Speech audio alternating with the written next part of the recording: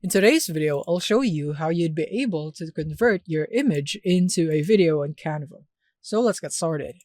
So I have my images right here as an example.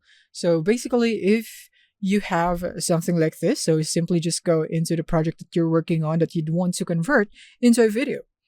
So in here is that you could also add transition in between these pages so that it could also be applied into your video by navigating or hovering your cursor here at the middle of each clip. So click here on add transition, and then I can now add a transition. So it would be like that on the video, and same goes for this one.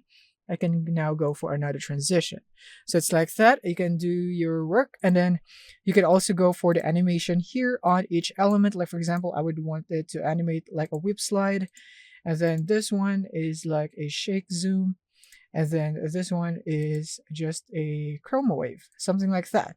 And now once you're satisfied with everything in here on your project, you can click here on share and click on download. And the important thing here is you would want to save this as an MP4 file. And then you can also pump up the quality if you have the premium subscription, and then select the pages that you'd want to include. You can only select one page if you'd want to, but yeah, you can select everything. And I'm going to select everything, click on done, and click on download. And now from here is that it will now convert my video right here.